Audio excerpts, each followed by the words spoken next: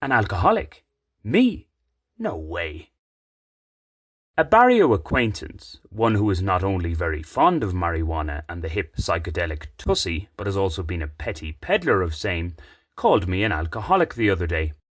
A case of, an outside observer might say, one addict knowing another. However, seeing how this acquaintance in her early 20s has barely worked a day in her life, outside of her minor drug dealing, and usually appears more out of it than with it, I initially shrugged off her labelling me an alcoholic. Yet, as an Irishman who likes the occasional beer that often leads to a questioning of my relationship with alcohol, her remark did end up bugging me a little. Am I an alcoholic? To answer that, we must define what an alcoholic is. One dictionary definition describes an alcoholic as a person addicted to intoxicating drinks. Another definition is somebody who drinks alcohol to excess habitually. Those definitions, however, in using words such as addicted, excess, and habitually, are open to much interpretation.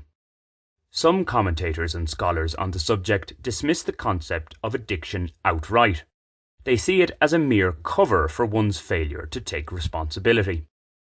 According to this school of thought, it's not an innate, incurable addiction that's at play, but rather a very fixable fixation. It's a harmful habit that can be replaced with a more beneficial, or at least less bad one. What's lacking is willpower, as well as any real desire to change in many instances. In other words, people know they're doing something that's not good for their overall well-being, but they do it anyway. Of course, few of us live vice-free. Even exercise can become a problem if one overdoes it regularly. Some vices, though, are more damaging than others. Returning to our definitions of alcoholic, it's easier, at least officially, to find consensus for what excess and habitually mean. In Ireland, a standard drink is defined as one which contains 10 grams of pure alcohol. The advice is that a man should drink no more than 17 such servings a week, a woman no more than 11. If one drinks alcohol more days in the week than not, few would argue that this is habitual. On that last one, despite publishing a few months ago a hopeful post titled Abandoning the Beer Standard, I've been quite the habitual drinker of late. The longest run I've had without a beer in 2023 has been 4 days, and that was on one occasion only. Frustratingly, that 4-day booze-free stint coincided with an annoying head cold. Was my body telling me something? A case of a beer a day keeps colds at bay?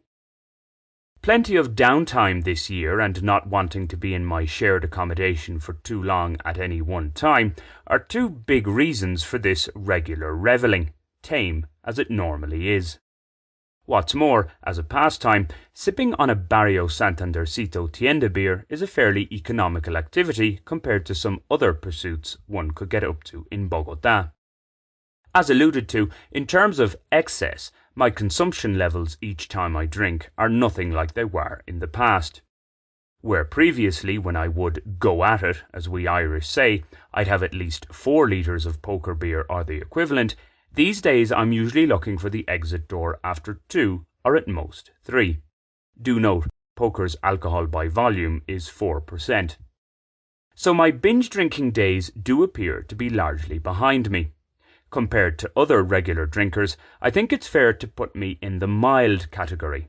I'm certainly no Brendan Behan, no sniggering, who described himself as a drinker with a writing problem. Some might say writing is my main problem and I should give that up. Whatever the case, there is another factor to be considered: cravings.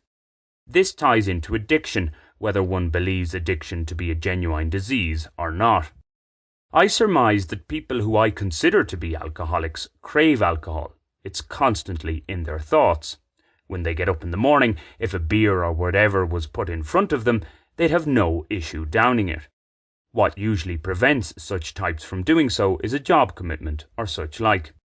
I, on the other hand, rarely if ever desire an alcoholic drink first thing. For me, imbibing has a time and a place. The time is normally late in the evening, the place is a tienda or public house, certainly not my own dwelling.